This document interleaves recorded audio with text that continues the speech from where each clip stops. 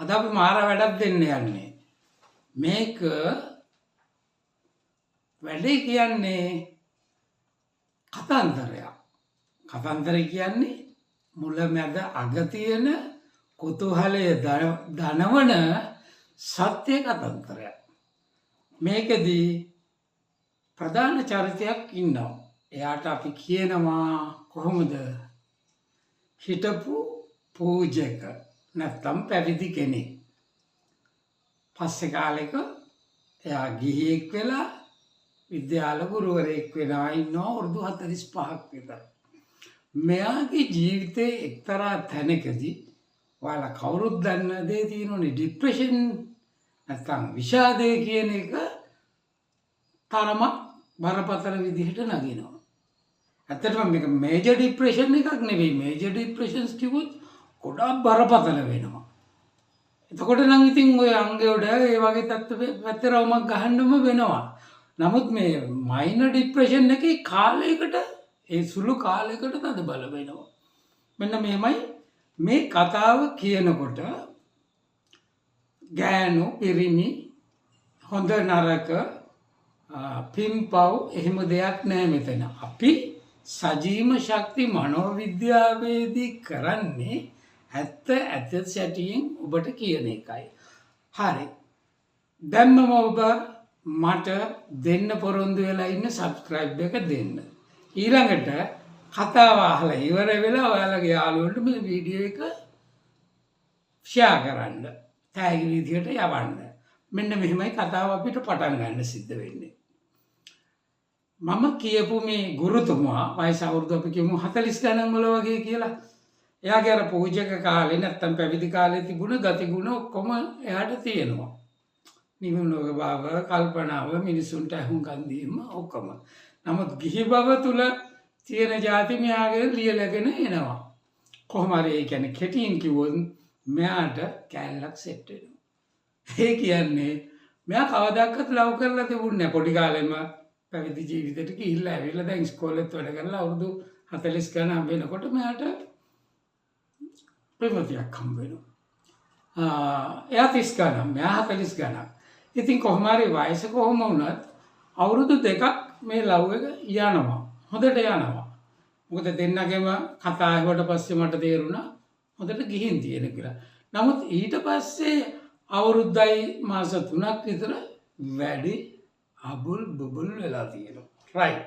මම ඔයාලට මේක සජීව ශක්ති මනෝවිද්‍යාවෙන් කියන ගමන්ම බටහිර මනෝවිද්‍යාවේ මූලික කාරණා පරීක්ෂණ මගින් හොයාගත්ත තහවුරු කරපු අවශ්‍ය කාරණාවත් කීපයකුත් මම මේකට ගේනවා. එතකොට විද්‍යාත්මකව, මනෝවිද්‍යාත්මකව සහ සමාජීය වශයෙන් ඔයාලට අවබෝධයක් ගන්න පුළුවන් ඔයාලගේ ජීවිතයට. විශේෂයෙන්ම මේක මම අවධාරණය කරන්නේ පිරිමි ඔබ සඳහා සහ පිරිමින්ට ඇත්ත ආදරයක් තියෙන ගෑනු ඔබ සඳහා. ඕකේ රයිට්.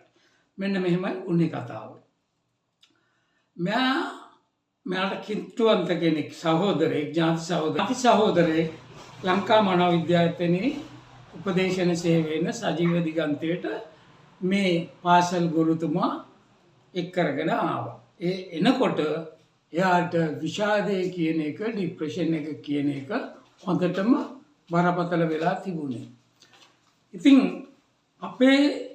අපි දෙපැත්තෙම බටහිර මනෝවිද්‍යාවෙන් සහ සජීව ශක්ති මනෝවිද්‍යාවෙන් දෙකෙන්ම එකතු කරලා තමයි උපදේශනය හෝ සුවසාධනය ලබා දෙන්නේ. චිකිත්සක ක්‍රම පාවිච්චි කරන්නේ. මෙයත් එක්ක සාමාන්‍යයෙන් අපි සාකච්ඡාවක් කරනවා.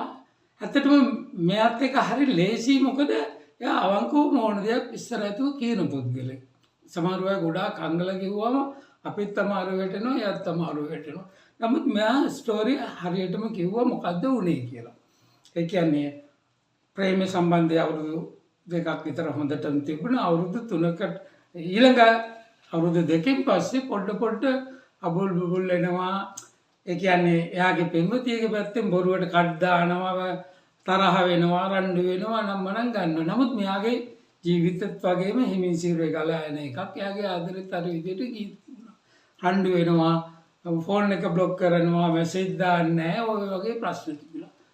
ඒ අතරතුර නමුත් මෙයාට මෙහෙම මොකුත් තේරිලා නැහැ. තේරිලා නැහැ. මෙයා සාමාන්‍යයෙන් පුරුදු විදියටම සලකගෙන ආදරය කරගෙන දෙන්න කරන්න ඕන જાතිද උන ඔක්කොම කරගෙන ඉඳලා තියෙන හොඳින්.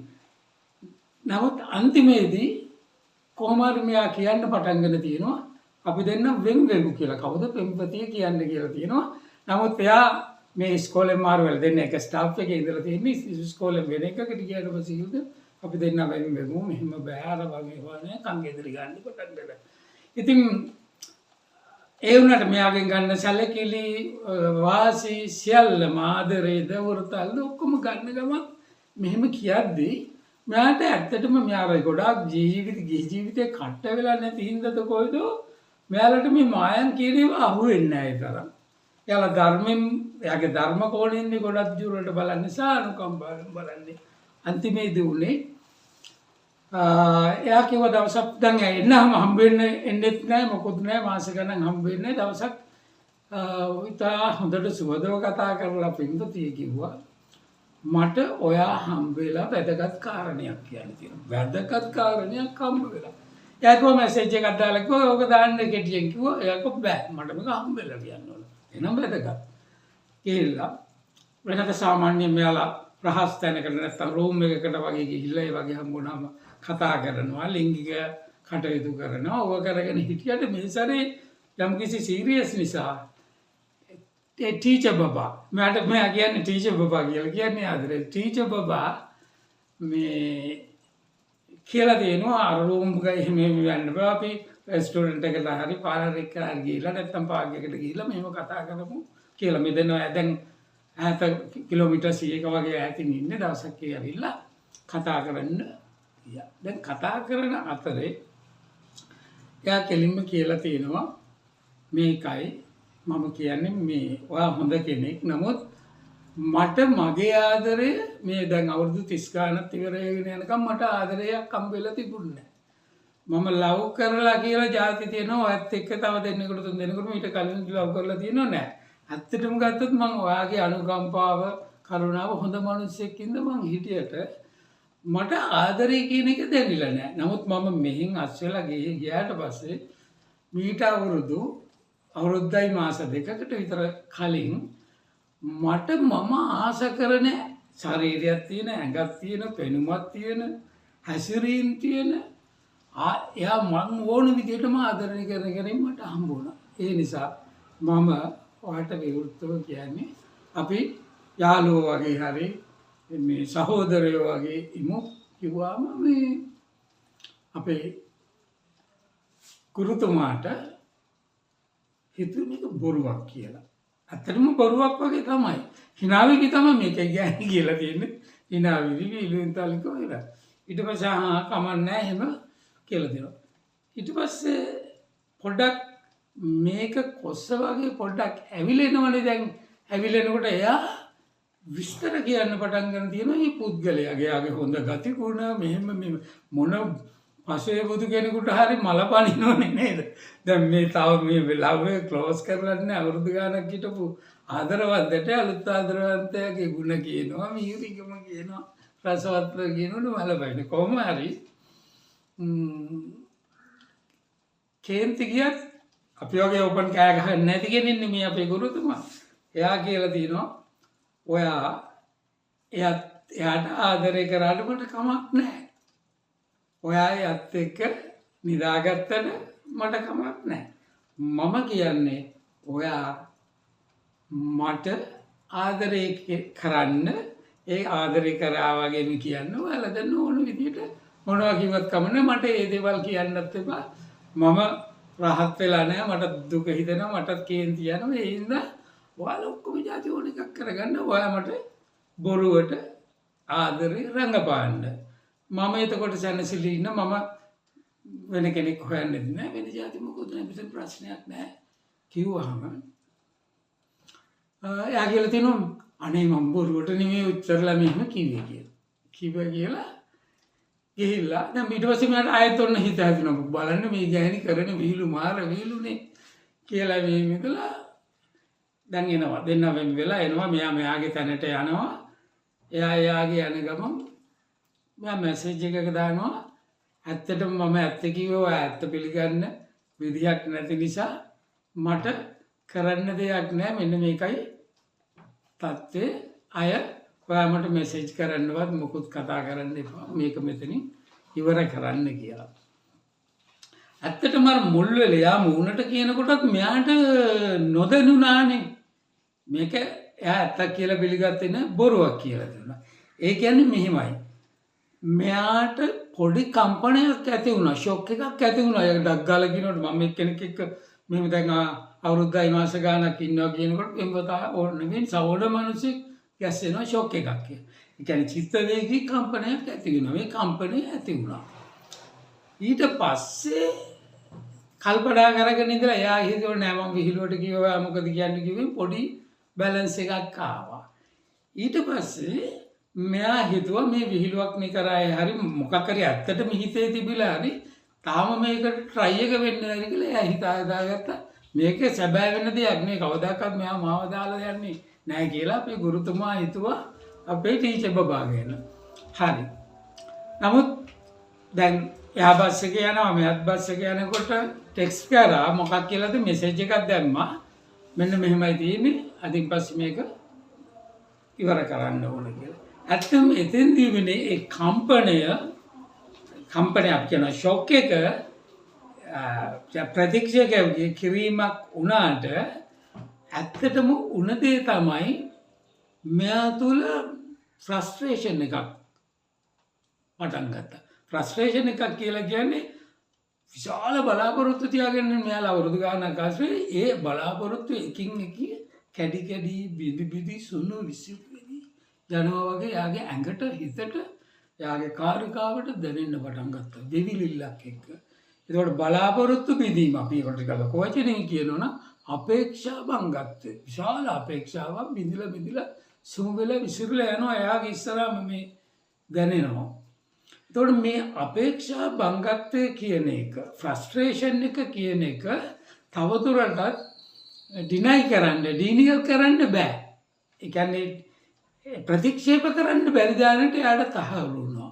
තහවුරු වුණාම එයාට ගෙදර ය아가න්න බෑ. ඇවිදලා ඉන්න තැනට ය아가න්න බෑ. එක පණ නැහැ සම්පූර්ණයෙන්ම. සම්පූර්ණ පණ නැහැ. ඒ කියන්නේ ලෝ එනර්ජි එක. එනර්ජි එක සම්පූර්ණයෙන්ම බැස්සා. අනිත් අතින් සෑඩ්නස් දුක වේදනාව පසුතැවීම දන්නවනේ.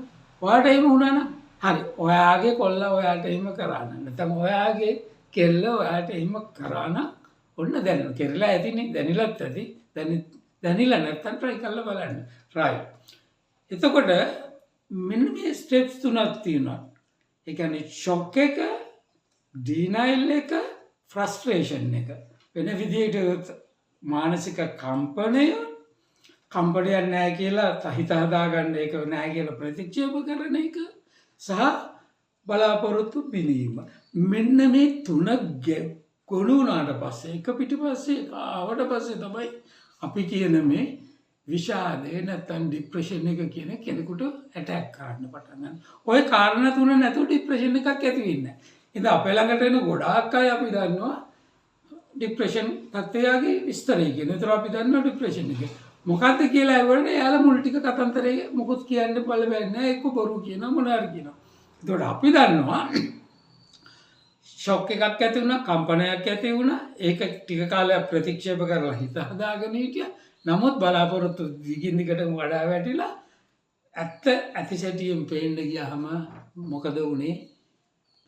ડિප්‍රෙෂන් එකට මුහුණ දෙන්න පුළුවන්. රයිට්. ඔය ටික තියෙන. ඒතකොට ડિප්‍රෙෂන් එක කියන එක හොඳ පටන් ගැනීම සහ අවසන් කරන්න. අවසන් වෙන්න නම් ඕන සුභවාදී කතාවේ යා හොඳ වෙන්න ඕනේ නේ, සුභ වෙන්න ඕනේ නේ, ගොඩ එන්න ඕනේ නේ.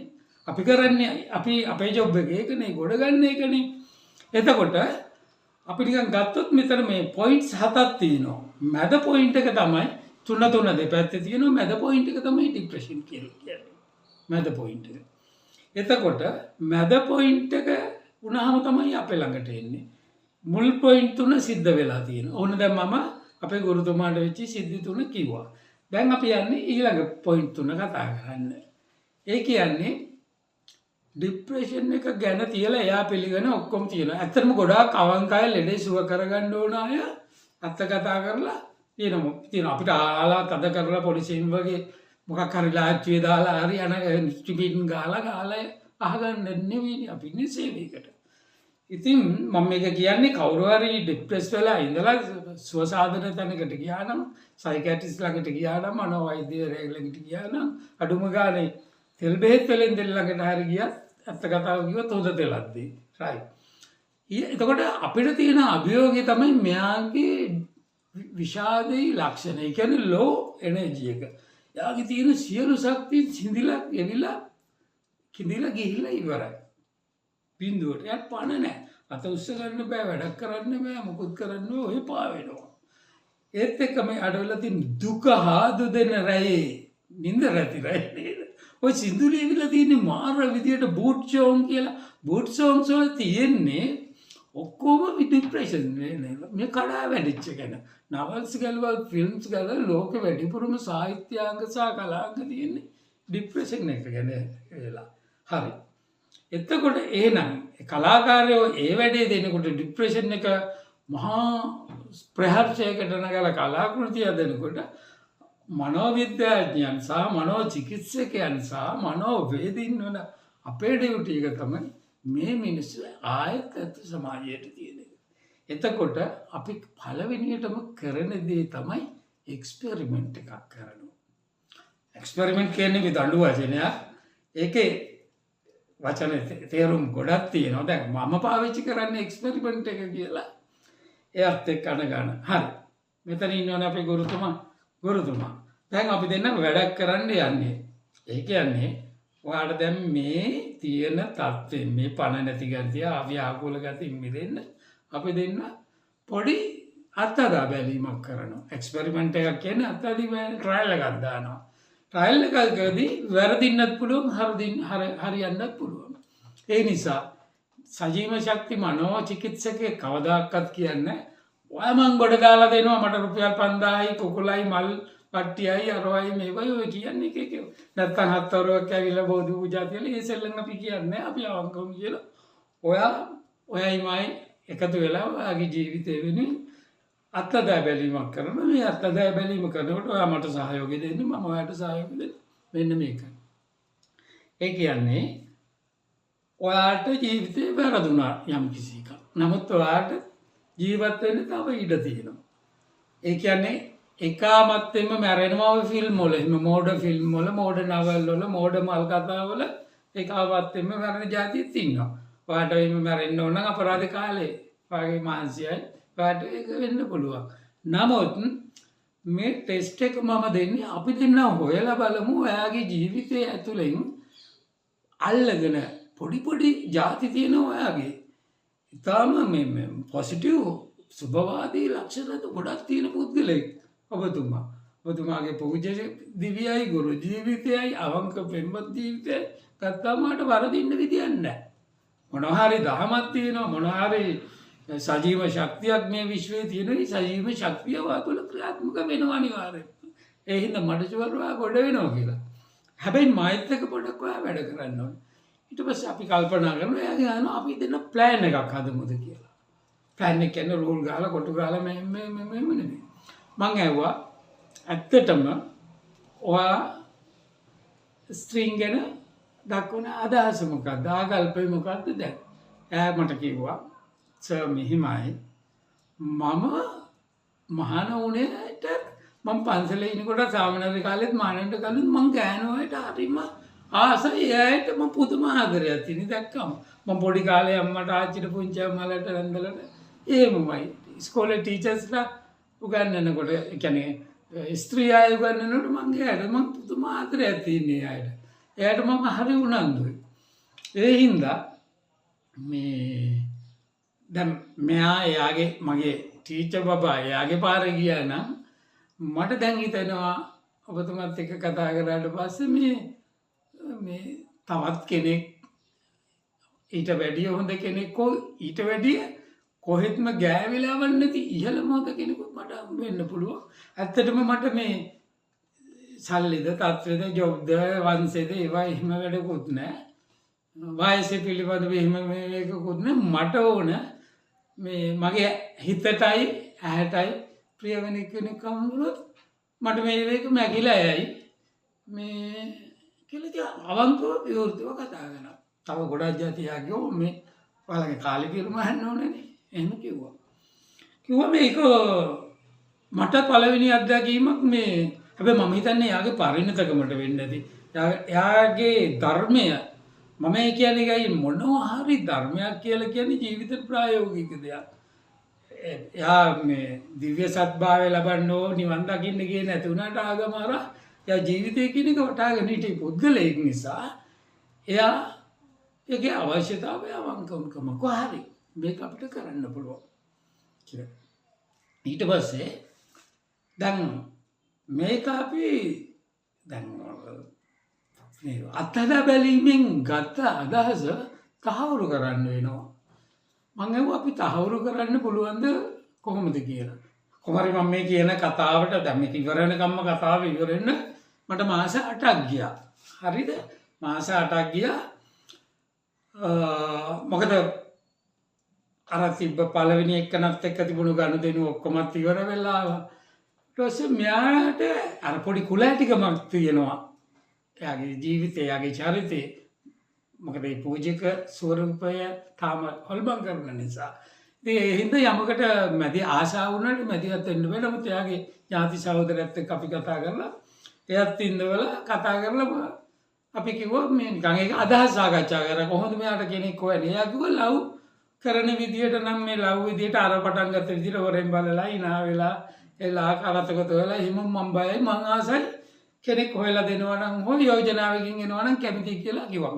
එක දවසක් නෙවෙයි දවස් දෙක තුනක් අපි මේ සාකච්ඡා කරනකොට ඊට පස්සේ මේ යාගේ ඥාති සහෝදරයා මගෙන් යවසර අපි කොහොමද මේක වැඩේ කරන්නේ මේ කෙනෙක් හොයන්නේ මේ මම කොහොම යාට කෙනෙක් හොයන එක අමාරු නෑ.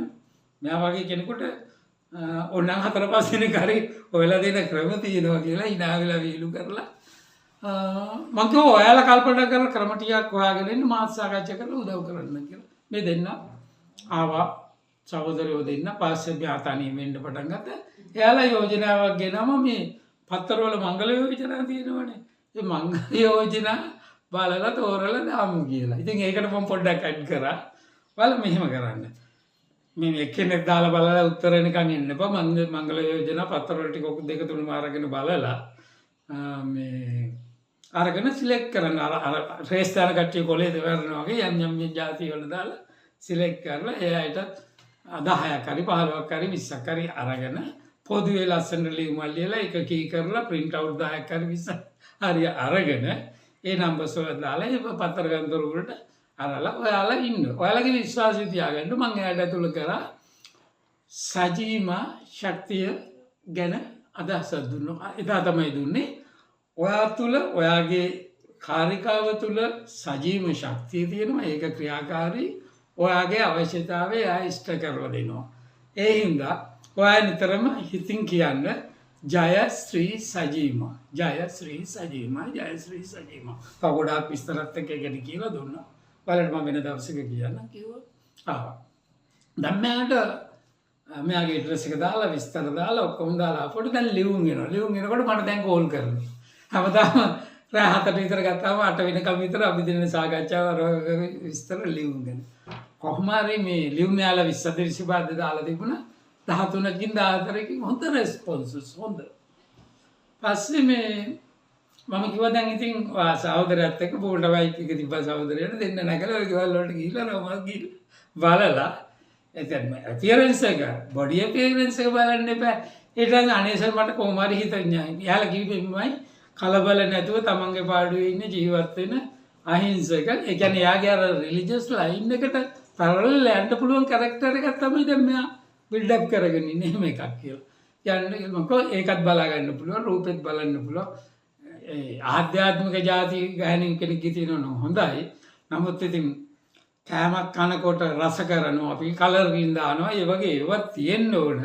වා ගිහිල්ලා බලලා ඉන්නවා යාළුවත් එක්ක මේ සහෝදරයත් එක්ක කියලා ගියා. මේ දෙන්න ගිහිල්ලා ඉතින් අන්තිමේදී ෆයිනල් රවුන්ඩ් එකට අයිටම්ස් 3ක් සිලෙක්ට් කරා. ඒක ඇවිල්ලත් කතා කරා. ඒකෙන් අපි 3 දෙනා එකට ඉඳලා කතා කරනකොට මෙයාගේ මේ මොකද වැඩි උනන්දුව දැක්වි තරයි විශේෂ කාන්තාවකට. ඒ කියන්නේ යාට වැඩි අවුරුදු 11ක් වැඩිමල්. එතකොට අපි කියමු මෙයාට 50 ගණන් නම් අරයට 61ක් වගේ වෙන්න ඇති මම හිතන විදිහට. අවුරුදු 11ක් විතර වැඩිමල් කාන්තාව. මේ බලලත් ඇවිල්ලා හරිද බලලා ආවට පස්සේ තමයි ඇවිල්ලා මේ දැන් එයා කිව්වා ඒක සුදුසුයි කියලා. මම කිව්වා මේ ඔයා වයස ගැන මොනවද කල්පනා කරන්නේ? නෑ සර් මට එයා දැක්ක හැටියටම මට පුදුම වුණා. ඒක පුදුම ආකර්ෂණයක් වුණොත් එයත් එහෙමයි. මේ ඔය වගේම අපේ ලොකුවම්ම කෙනෙක් ඉඳලා තියෙනවා ඉන්නවදත් කො මම කිව්වා එයා කිව්වා මම පොඩි කාලේ ඉඳලා එයාටත් අතර හරි ඒ කටන්න බයි හින්නනික දකනවා හරි ලස්සනයි එහෙම කියලා කිව්වා. ඉතින් කියලා කොහොම හරි දැන් අපි කියන්නේ මේක මොකක්ද කියන්නේ අනුමත කරගෙන දැන් අර වැටුලේ හිටපු එක්කන ඒ කියන්නේ ෂොක් එක ඊළඟට වුණා ඩිනයිල් කරා ප්‍රතික්ෂේප කරා හැම එකක් වුණා බරුවක් කියලා ඊළඟට ෆ්‍රස්ට්‍රේෂන් එක ඊළඟට ડિප්‍රෙෂන් එක ඊළඟට අපි පොඩි පරීක්ෂණයක් තිබ්බා. ඒ පරීක්ෂණයෙන් පස්සේ මොකද්ද වුනේ? දැන් අපිට තියෙනවා මේක අනුමත කරන්න. දැන් අනුමත කරන තැනට ආවා. මෙතින්දි ගන්නකොට මම ඔයාලට වෙන විස්තර චුට්ටක් කියන්න ඕන සයිකොලොජි දෙයක්. දැන් මෙයාගේ මේ අතට මෙහෙම හිටියනම් මගේ අතේ මෙයාට ෂොක් එක වදින වෙලාවේ හරිය මේ උඩට යන්නේ ඊතලයේ කියමුකෝ මෙන්න මේ හරියෙන් තමයි හිටිය හරි මැද නැත්තම් පල්ලෙන්ද 30ක් විතර තියෙන හරිය මේ හරියෙන් තිනකොට තමයි ෂොක් එක වැදුනා විතරයි යාගේ ඩම් ගාලා යා උඩට ගියා මොකද ඩිනයිල් කරා කියන්නේ මේක නෑ මේක පච්චා මේ මම රවට්ටන්න කිව්ව ගියා උඩට ගියා ඊළඟට ෆ්‍රස්ට්‍රේෂන් කෙනෙකුට ටික ඔන්න වක්‍රේ බහගෙන ආවා ඇවිල්ලා බිඳුවට පල්ලෙහාට ආවා ડિප්‍රෙෂන් කියන මූල්ඩකේදී ආවා. එතන ඉඳලා අපිට සිද්ධ වුණා කතා කරලා එක්ස්පෙරිමන්ට් එකේදී චුට්ටක් උඩට ගන්න. එක්ස්පෙරිමන්ට් එකේදී ඊළඟට අපි තව චුට්ටක් එහාට යනකොට තේරුණා මේක තව පොඩ්ඩක් උස්ස ගන්න පුළුවන්. ඒ කියන්නේ යාට විවාහයක් වෙන්න හොඳයි ආසාවයි උනන්දුවයි ඒකට වැඩ කරන්නත් පුරුදු වුණා. ඊට පස්සේ දැන් අනුමතයටත් ඇවිල්ලා තියෙනවා. ඩිසිෂන් එකකටත් ඇවිල්ලා තියෙනවා. තීරණයකටත් ඇවිල්ලා තියෙනවා. දැන් ඊළඟට ඇත්තටම තියෙන්නේ මේක විවාහයක් කරලා සම්පූර්ණ කරලා ඉවර කරන්න තියෙන්නේ. ඒකට අපි කියනවා ඉන්ටග්‍රේෂන් කියලා. ඉන්ටග්‍රේෂන් කියන්නේ සියල්ල ඒකබද්ධ කරලා යථා තත්ත්වය. එතකොට ඇත්තටම චාම් හොඳ වෙඩින් එකක් තිබුණා. මම ගොඩාක් දෙනෙකුට අත්සන් කරලා තියෙන ඔයාලා එලස් දෙන්න මට එන්න කියන්න වෙඩින් එකට අත්සන් කරන්න මට උසාවිත් ගිහින් තියෙනවා. ඉන්න බෑ. මම ඒකට ඒ ගුරුතුමා ගැන විශ්වාසයෙන් සයින් කරා. සයින් කරලා ඇත්තටම එදා මම මනමාලි දැක්කා මාර ලස්සනයි. ඒ කියන්න බෑ. පෙනුමයි චාම්කම ඔක්කොම. ඉතින් ඒ අය දැන් හරි සන්තෝෂෙන් ඉන්නවා. ඔයාලා මේ අද සයිකි සමුනි මේ වීඩියෝ එක බලන්න කලින් මුලදිම අපේ තම්නේල් එකේදී නැත්නම් අපේ පිට කවරේ තියෙනවනේ ලස්සන මැචුවර්ඩ් ලේඩි කෙනෙක්ගේ ෆොටෝ එකක් දාලා තියෙනවනේ. මමමයි මේ අපේ කාර්ය මණ්ඩලෙට පින්තූරේ තෝරලා දුන්නේ. මට ඒ මනමාලි මතක් වුණා. ඒට සමානයි. ඒතකොට ඔයාලට හිතා ගන්න පුළුවන් මම මේ පින්තූරේ ඔයාලට දාලා තියෙනවා. මෙන්න එතෙන් අපි කියන්නේ ජීවිතයේ ડિප්‍රෙෂන් කියන එක හැම කෙනෙකුටම එනවා තියෙනවා. ඒක වරදින්නේ නැහැ. ඒ කියන්නේ මනුෂ්‍යත්වයේ සංකේතය තමයි ડિප්‍රෙෂන් කියන එක. ඒ කියන්නේ මොකද්ද? එනර්ජි කාලෙන් කාලයට අඩු වෙනවා, වැටෙනවා, කඳහරා වැටෙනවා දුක. දුක හදු දෙනවා හැමදාම දෙනවා කාලෙන් කාලයට එනවා. මේ දුක්ඛ කියන එක ඇත්ත වශයෙන්ම ලෝකයේ දාර්ශනය තුල විශාල කලබගැනියම් සහ අරුතක් එක් කරපු දෙයක් දුක්ඛ කියන එක. ඒ දුක්ඛ කියන එක ඇතුලේ ඇත්තටම තියෙන්නේ මේ සැප විඳින්න හොඳ නැහැ අරකයි මේකයි කියන එක නෙවෙයි. දුක්ඛ කියන පාලි වචනේ සංස්කෘත වචනේ මූලික වචනවල දුක්ඛ කියන අර්ථය තමයි කිසියම් තැනකදී කම්පනයක් එනවා. ඒ කම්පනයේ මූණ දීපු හැටියම හරියට ෆේස් අප් කරපු හැටියම ආතල් එකක් එනවා සැපක් එනවා. ඒ හින්දා ඇත්තම බෞද්ධ දර්ශනයේ සිද්ධාර්ථ තාපසයන්න් විසින් ඉදිරිපත් කරපු බෞද්ධ දර්ශනේ මම ඊටාම වටිනා හරය කියලා තින්නේ දුක්ඛ. ඒ කියන්නේ අනේ ඔක්කොම එපා දාලා මේ වෙලාව හොරි කාකාවේ කැලේට ගිහිල්ලා ඉන්නවා එහෙම එකක් නෙවෙයි. එයා කියලා තින්නේ දුක්ඛ කියන එකේ අර්ථය ගත්තොත් ඒ කියන්නේ දුක සැපනේ. සුඛ දුක්ඛ සුඛං කියන එක වෙන විදිහට හොයන්න දාලා මිනිස්සු කතා කරනවා. ඒකෙත් මාරා ආතල් එකක් තියෙනවා. තමයි. ඒක ඉවර වුණම දුකන් තමයි. බලන්න අපේ සිංහල භාෂාවට ඇදලා තියෙන පාලි වචන සුඛ දුක්ඛ කියන එක. ඉතින් සුඛ දුක්ඛ කියන්නේ දිවා රෑ වගේ. රෑ නැත්තම් දවල්කුත් නෑ, දවල් නැත්තම් රෑකුත් නෑ. මම මේ කියන්නේ අර ටීචර් බබාට එයා පාරේ ගියා. මෙයාගේ පාරේ ගියා. මෙයා සතුටු වෙනවා. අපිට එයා මොන වුණාද කියලා දන්නේ නෑ. මේ වීඩියෝ එක බලලා එයත් හොන්පත් වෙලා තියෙනවා නම් එයාපුවම එයාගේ කතාවත් මම ඔයාලට හොරින් කියනවා වෙන නමින්. හරි බොහොම ස්තුතියි.